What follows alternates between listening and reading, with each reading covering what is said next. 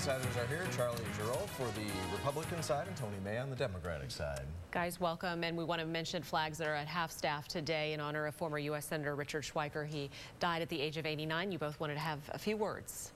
Well, a generation of giants is leaving us, both former U.S. Senator and Secretary of HHS Dick Schweiker and Elsie Hillman, the longtime Republican National Committee woman from Pennsylvania, both passed away very recently. Dick Schweiker was a very interesting man. I knew him pretty well, worked with him very closely because in 1976 he became the surprise running mate of Governor Ronald Reagan, because Ronald Reagan needed to pick up delegates in a very hotly and closely contested contest with a sitting incumbent President Gerald Ford.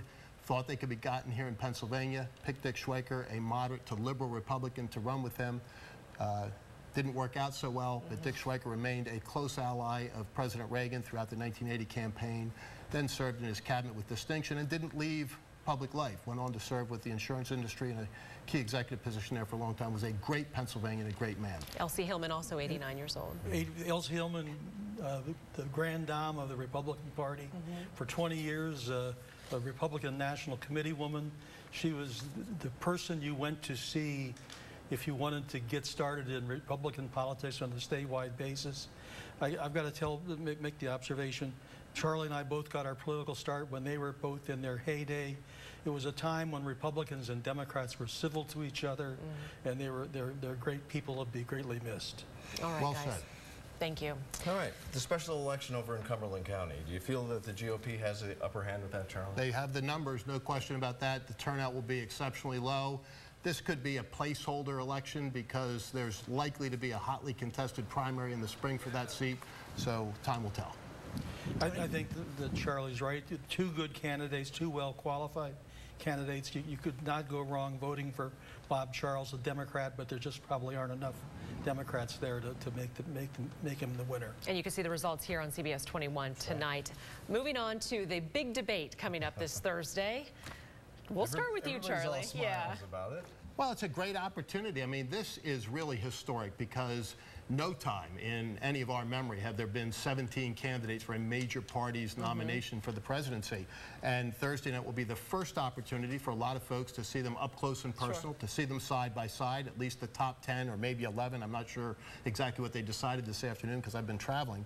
I'll be in Cleveland. I'm looking forward to it. The big question is, what does Donald Trump do? But there are an awful lot of opportunities for candidates down ballot, and including in the pregame debate at 5 o'clock, where some candidates, I think, will break out of that pack and join the upper tier. And they did decide on the top 10. Yeah, everybody's wondering what Trump's going to do.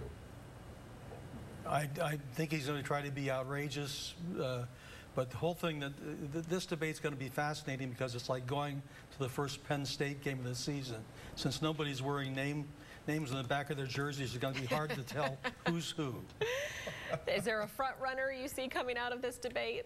There are an awful lot of opportunities, Tanya, and I think there will be a competitive group that emerges from the debate. There are an awful lot of debates yet to go. Sure. But this, in some respects, replaces the deceased Iowa straw poll, which was actually scheduled for next weekend, but they decided not to do, as the first major event of this presidential cycle. Keep your eye on John Kasich, the governor of Ohio, Pennsylvania born and bred. All right. All right, guys, thank you. We'll see what happens. And you can see our political insiders every Tuesday right here on CBS 21 News at 5:30. And join us Sunday mornings at 11:30 for CBS 21's Face the State, right after CBS's Face the Nation.